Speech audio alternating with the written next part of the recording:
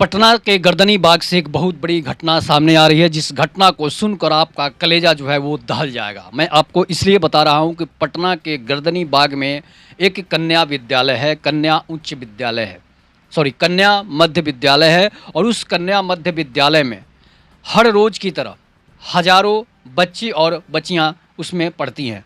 और कन्या मध्य विद्यालय जो गर्दनी बाग पटना के इलाके में है, उसमें हर रोज़ की तरह जोया नाम की एक लड़की पढ़ने जाती है, जिसकी उम्र जो है 13 से 14 साल होती है। जोया जो है छठी या सातवीं कक्षा की छात्रा थी। और उस जोया के साथ जो घटना हुई है, वो घटना पूरे बिहार को जो है वो झकझोर कर रख दिया है। हुआ क्या है कि जोया की बहन नरगिस ने बताया कि जोया को बाथरूम में जलाकर मार दिया गया है। और पूरी घटना मैं आपको बता रहा हूँ कि जोया का परिवार जो है वो सब्जी बेचने का कार्य करता है। जोया का परिवार जो है सब्जी बेचने का काम करता है, इसलिए वो अपने बच्चे और बच्चियों को बगल के ही विद्यालय गर्दनी बाग के कन्या मध्य विद्यालय में पढ़ने के लिए भेजते हैं। और इसके बाद क्या होता है कि वो कन्या मध्य विद्यालय जो है वो गर्दनी बाग में स्थित है, और वहाँ पर जो है सैकड़ों बच्चियाँ पढ़ती है। उसके बाद क्या होता है कि उस गर्दनी बाग में एक ऐसी घटना घट जाती है जो मानवता को भी शर्मसार कर देती है। मैं इसलिए आपको बता रहा हूँ, ये घटना सारे न्यूज़ चैनलों पर चल रही है, और सारे न्यूज़ चैनल इस घटना को जो है जिस तरह से दिखा रहे हैं, उस तरह से इस घटना को मैं आपको बताने जा रहा हूँ। और ये घटना जो होती है कि जोया हर रोज़ की तरह 26 अगस्त 2025 को वो घर से पढ़ने के लिए जाती है। 26 या 27 अगस्त की ये घटना है। और होता क्या है कि वो 9 बजे अपने विद्यालय में पहुंचती है। जब 9 बजे विद्यालय में पहुंचती है तो वो अपने विद्यालय में जो है पढ़ना शुरू कर देती है। और वो विद्यालय है जिसमें उसके गेट पर ही जो है लोगों के जो बच्चे हैं, छात्र जो छात्राएं हैं, उनको जो है पढ़ने के से पहले जो है स्कूल में एंट्री होने से पहले उसके बैग और सभी जो है बस्ते में जो भी चीज़ होता है उसे चेक किया जाता है। उसके बाद क्या होता है कि जब उसे चेक किया जाता है और वहाँ पर कोई जो है ऐसा चीज़ ना लेकर जाए जिससे किसी की हानि हो जाए, किसी को क्षति पहुँचे।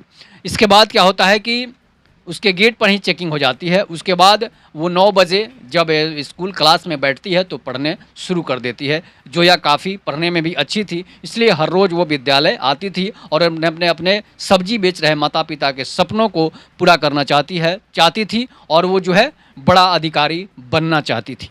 उसके बाद क्या होता है कि जोया हर रोज़ की तरह लंच होता था, वो लंच अपने घर से लेकर डेली जाती थी। लंच करने के बाद उसे बाथरूम लगता है, वो बाथरूम में चली जाती है और अपने दोस्तों को बताती है कि मैं 2 मिनट में बाथरूम से आ जाती हूँ। उसके बाद क्या होता है कि वो जब बाथरूम में जाती है तो वो 15 मिनट के बाद चीखना शुरू कर देती है। जब चीखना शुरू कर देती है तो क्लास के जो बच्चे शोरगुल मचा रहे थे, उस शोरगुल में उस बच्ची का चीख जो है वो दब जाती है, और वो काफ़ी देर से चीखते चिल्लाते रह रही है, लेकिन कोई उसकी आवाज़ को सुनने वाला नहीं है। इसलिए कि बच्चे स्कूल में ज़ोर ज़ोर से जो है विद्यालय में चीख चीख कर पढ़ रहे थे, जिस तरह से बच्चे पढ़ते हैं। उसके बाद क्या होता है कि आखिर ये घटना क्यों होती है, इस सारी घटना मैं आपको बताने जा रहा हूँ कि जब कुछ घंटे के बाद जो है 1-2 घंटे जब हो जाते हैं, जब 90% बच्ची जो है उस बाथरूम में, जो बाथरूम हमेशा बंद रहता था, वो बाथरूम अचानक कैसे खुल जाता है। और उस बाथरूम में जब जोया के चीखने की आवाज़ आती है तो कुछ देर के बाद, कुछ घंटे के बाद जब जो उसमें से धुएँ निकलने लगते हैं उस बाथरूम से, तो सभी शिक्षक वहाँ पर दौड़ना शुरू करते हैं। और जब जोया का गेट का दरवाज़ा जो है तोड़कर उसे निकाला जाता है, बाथरूम का दरवाज़ा तोड़ा जाता है, जब वो बाथरूम से निकाला जाता है तो जोया 90% जो है वो जल चुकी थी। उसके बाद क्या होता है कि आनन फानन उसे पटना पीएमसीएच में पहुंचाया जाता है। इसके बाद जो है 12 से 1 बजे के बीच उसके परिजनों को सूचना दी जाती है। 2 बजे उनके परिजन को शायद सूचना दी जाती है। तो जब 2 बजे सूचना दी जाती है कि आपकी बेटी जो है वो जल चुकी है, जो है कोई ज्वलनशील पदार्थ लेकर वो बाथरूम में खुद को आग लगा ली है, ऐसा उनके माता पिता को बताया जाता है। आनन-फानन में उसके माता-पिता जो है पीएमसीएच पटना पहुँचते हैं। पटना पीएमसीएच में गर्दनी बाग से कुछ ही दूरी पर है, इसलिए जल्दी पहुँच जाते हैं। जब इसके बाद काफ़ी हंगामा होता है और हंगामा होने के बाद उसके परिजन पहुँचते हैं, उसके पड़ोसी पहुँचते हैं, काफ़ी हंगामा होता है, काफ़ी देर तक पुलिस के साथ नोक-झोंक भी होती है। उसमें एक पुलिस हवलदार का सर भी फट जाता है और ये इलाका जो है पूरा छावनी में तब्दील हो जाता है और लोग धरने प्रदर्शन पर बैठ जाते हैं। पुलिस को लाठियां भी चार्ज करनी पड़ जाती है। उसके बाद क्या होता है कि परिजन को एसपी जो है सिटी एसपी वहाँ पहुँचती हैं और पहुँचने के बाद जो है उन लोगों को मनाती हैं, उनके कहने के बाद कि जो भी अपराधी होगा वो छोड़ा नहीं जाएगा, बख्शा उसे नहीं जाएगा। उसके बाद क्या होता है कि सिटी एसपी जब वहाँ पहुँच सभी लोगों को शांत समझा बुझाकर शांत कराती है। उसके बाद जो है अब उसकी बहन नरगिस से जब मीडिया वाले पूछते हैं उससे नरगिस से उसके बारे में जाना जाता है। बड़े-बड़े अखबार, बड़े-बड़े टीवी चैनल जब वहाँ पहुँचते हैं, उसकी बहन से जब पूछा जाता है तो उसकी बहन एक बात बताती है जो मामले को और भी गंभीर बना देती है। उसकी बहन नरगिस जो है वो बताती है कि स्कूल में अनिल नाम का कोई शिक्षक होता है जो स्कूल की छात्राओं के साथ हमेशा जो है वो गलत व्यवहार करता है। उसके पहले एक दिव्यांग शिक्षक की पिटाई भी हुई थी जो लड़कियों को एक साथ छेड़खानी करता था, लड़कियों के गलत जगह हाथ लगाता था। उसके बाद उस दिव्यांग शिक्षक को वहाँ से निकाल दिया गया था और वो दिव्यांग शिक्षक वहाँ अब पढ़ाने नहीं आता है। लेकिन नरगिस का कहना है कि अनिल नाम का जो शिक्षक है वो किसी लड़की का गलत तरीके से हाथ पकड़ रहा था, गलत जगह पर उसके साथ जो है काम कर रहा था, जिसकी वजह से हमारी बेटी जोया ने उसे अचानक देख ली थी। तो देखने के बाद जब वो देखती है तो वो जो है जो शिक्षक था वो जोया से कहता है कि अगर तुमने इस बात को किसी से बताया तो तुम्हारी टीसी काट कर वहाँ से हम लोग निकाल देंगे या फिर साथ बहुत बुरा हो जाएगा। अब डरी सहमी जोया जो है अब स्कूल जाना पसंद नहीं करती है, स्कूल नहीं जाती है तो मम्मी पापा उसके डांटते हैं। इसके बाद वो अपने सहेलियों को ही बताती है, अपनी बहन को ही बताती है इस तरह की घटना स्कूल में शिक्षक करते हैं। इसके बाद फिर उसके माता पिता उसे स्कूल भेजना शुरू कर देते हैं और वो उसका आखिरी दिन बन जाता है जब वो 2-4 दिन के बाद स्कूल जाना शुरू करती है। मतलब कि 26 से 27 अगस्त को जब वो स्कूल जाती है, कुछ दिनों के बाद वो स्कूल जाती है और ये घटना 5 दिन पहले की जो शिक्षक ने घटना किया था उसको धमकाया था जोया को। उसके बाद क्या होता है कि जोया जब 26-27 अगस्त को स्कूल पहुंचती है तो उसके साथ ये घटना हो जाती है और जोया हॉस्पिटल में दम तोड़ देती है। तो इसके बाद क्या होता है कि अब उसकी बहन जो आरोप लगाती है कि शिक्षक जो है ऐसा गंदा काम करते हैं, उसके पहले अनेक लड़कियों के साथ स्कूल में शिक्षक जो है गंदा काम कर चुके हैं। अब ये जो शिक्षक हैं जो किसी लड़की के साथ गलत काम कर रहे थे, जिस वजह से उसने देख लिया था और वो स्कूल के ही बंद एक कमरे में स्कूल में के गेट बंद करके जो उस लड़की के साथ कर रहे थे वो बात कहने किसी से कहने लायक नहीं थी। जो इस तरह से वो आपत्तिजनक स्थिति में थे, मतलब उसके साथ गलत संबंध बना रहे थे और जोया की नज़र अचानक पड़ जाती है। वो उधर उधर घूमते हुए वहाँ पहुँचती है तो इसके बाद जो उसे डांट पड़ती है, उसके बाद उसके चुप रहने के लिए कहा जाता है। लेकिन वो जो है घर पहुँचती है और जब इस बारे में चर्चा हो जाती है तो वो शिक्षक सोचता होगा कि अब जो है ये जोया तो जान गई है, ये बात तो हला होगी ही।